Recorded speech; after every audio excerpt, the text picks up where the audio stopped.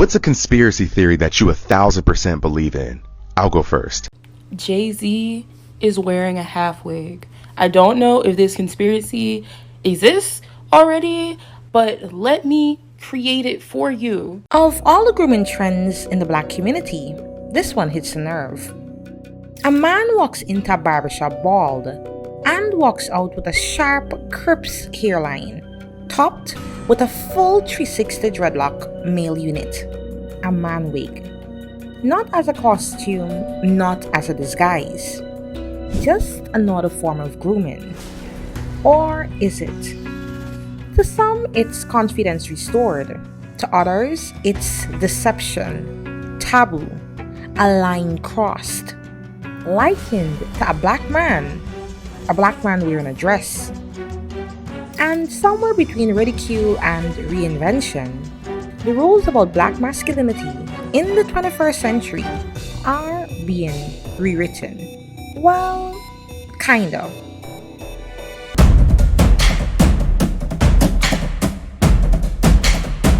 You are tuned in to Melanin Archives.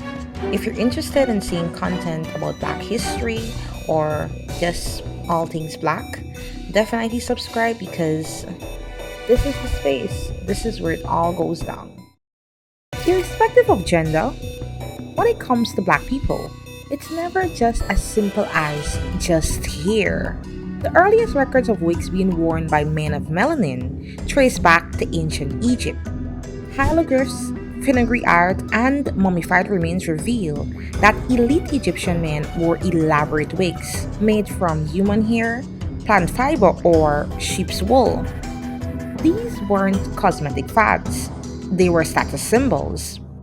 Egyptologist Dr. Joan Fletcher notes, wigs weren't just fashion, they marked a man's role in society.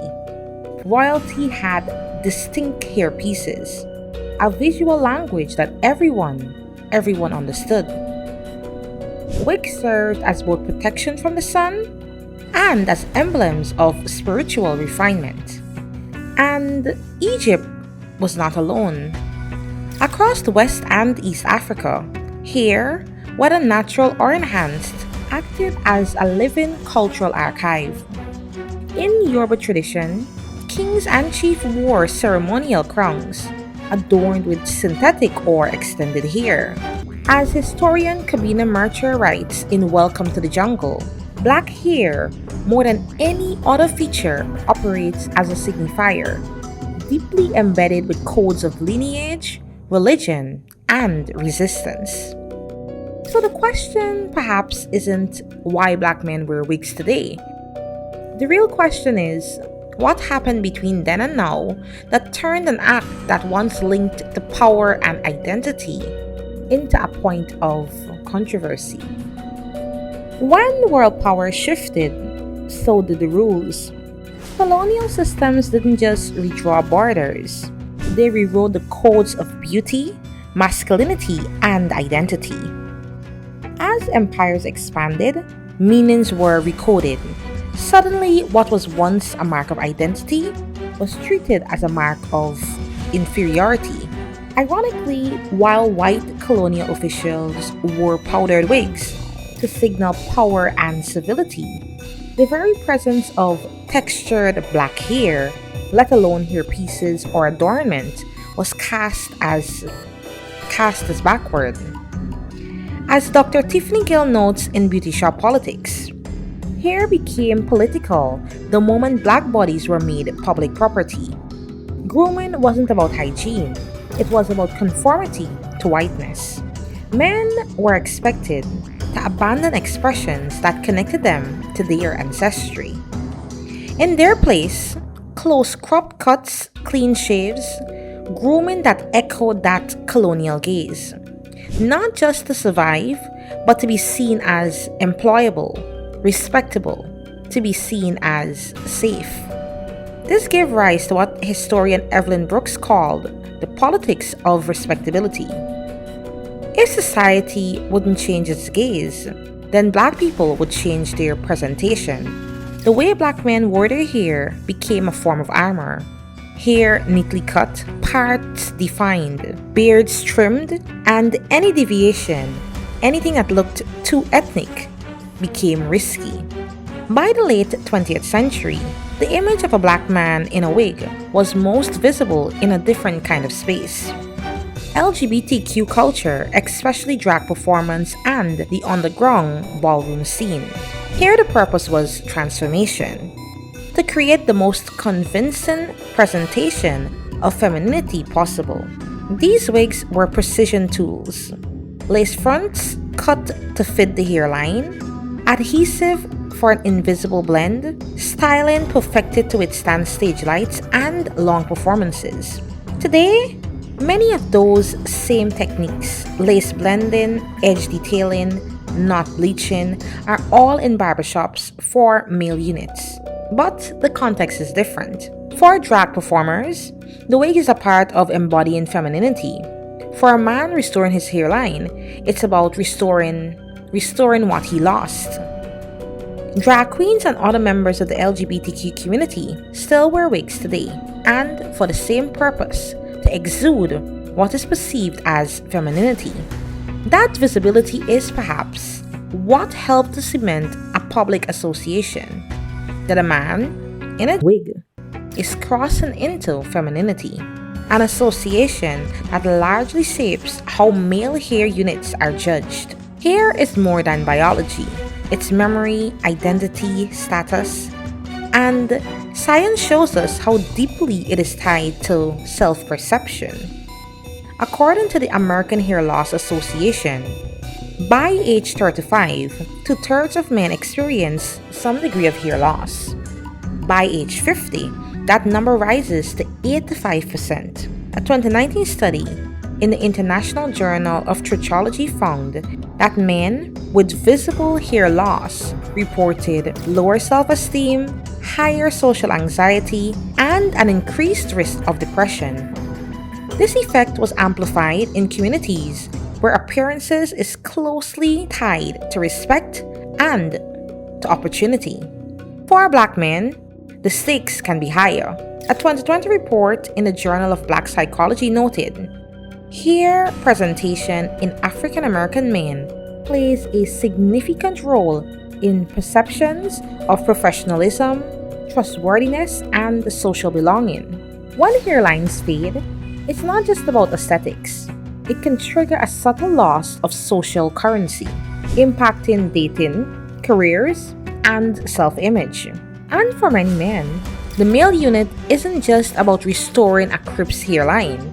It's about the overall appearance of health, thicker coverage, fuller volume, a richer texture, hair that looks youthful, strong, and well cared for. Yet, because of its public association with femininity, deception, vanity, the choice to restore a head of hair, no matter the reason, comes with an extra layer of judgment. From Pharaohs courts to colonial courts, to drag balls and modern barbershops, the sight of a man in a wig has carried many meanings: power, prestige, performance, survival. For centuries, hair has been a language without words, especially in the black community. A crown we build strand by strand, sometimes to tell the world who we are, and sometimes to hide what the world wouldn't accept. Today's man unit sits at a crossroad of all of that history. Ancient craftsmanship, colonial politics, cultural rebellion, and a deeply personal fight for self-image. The controversy isn't just about hair. It's about the meaning we attach to it and who gets to decide what that meaning is. And so, a man walks into a barbershop bald and walks out with a full crisp's hairline, topped with a 360 dreadlock male unit. A man wig. Is it just grooming? Is it deception? Or is it something else? Something entirely different? Somewhere between ridicule and reinvention, the rules about black masculinity in the 21st century are being rewritten. Whether the wig becomes a symbol of confidence or it remains a target of ridicule will depend on how we choose to perceive it, how we choose to receive it. What's a conspiracy theory that you 1,000% believe in? I'll go first.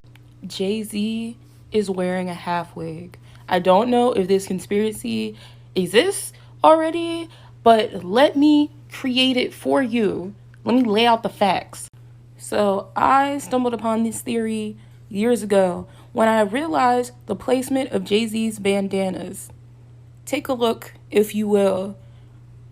Anybody who wears wigs can tell you that is the leave out bandana placement. When your leave out is looking crazy, that is where you put the bandana. And that is not the only picture, if you will. Leave out bandana, leave out bandana, leave out bandana. So I started thinking, like, damn, I was just putting two and two together, and then I decided, let me do some research. So I went on Beyonce's page, and before anybody says anything in this video already, I love Beyonce. I'm not going to get dragged for the beehive. This is specifically for Jay-Z's half wig. But if you notice, the date says March 20th, 2018. Okay, bet. Then I found this photo from 6 months later, September 16th, 2018. Here we see a considerable amount of new growth and the dreaded leave out bandana. 6 months of growth will bring you there? Perhaps. But then I was like, okay, wait a minute. This nigga kind of old. No shade, but he is get a little bit up there. Not old, let's say, but he's starting to age. So, looked up his birthday, born in 1969. So, in 2018, okay, he's born in the end of 1969. Let's say this man is 48 years old, gonna turn 49 years old. Notice the thickness of the hair. Even here. Hairline has yet to recede. Not hating, I'm just saying, interesting. And there's no perceptible thinness. In fact, it looks quite full. So I had to research further. So I looked up, when do men usually start balding? Again, just for research purposes.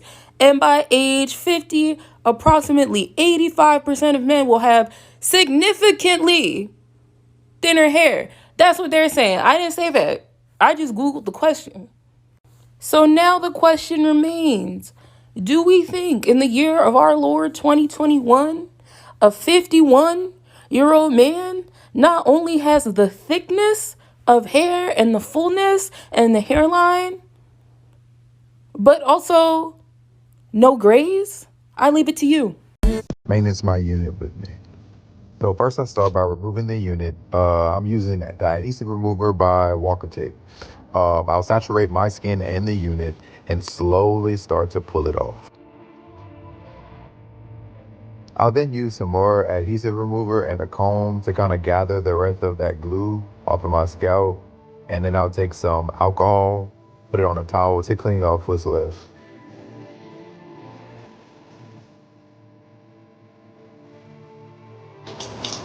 This part honestly feels amazing. I'll wash and condition my hair. Normally while I'm doing that, I've already let my unit sit in the adhesive remover for a couple of minutes. One trick I've learned is to take a spoon while it's in the adhesive remover and start lightly scraping the adhesive off of the unit. Once you finish scraping up all of the adhesive from the unit, you need to wash and condition the unit as if you would your own hair. Definitely be gentle. You don't want to tear the lace or pull off any hairs from the sides. Otherwise, you'll have trouble achieving a more realistic look.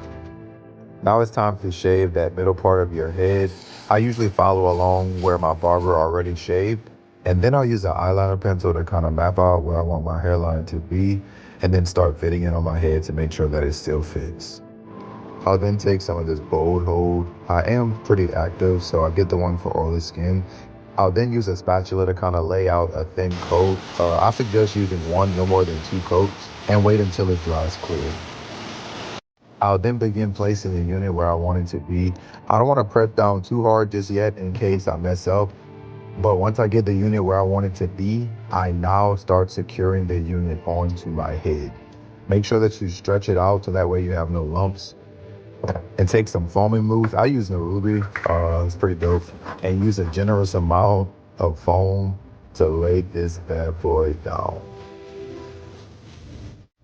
I then take the brush and just make sure that I lay it flat and really blend it into my hair, because I'm going to take my stocking cap and tightly place it over my head. I usually pull it down all the way over my face and take the hair dryer and kind of let that foam settle in and mold the unit onto your head. I normally stop when the unit is completely dry or when my arm gets sore enough. Here are the results. Yeah, I think this is a good install. I'll now go to my barber and let him shape it up for me.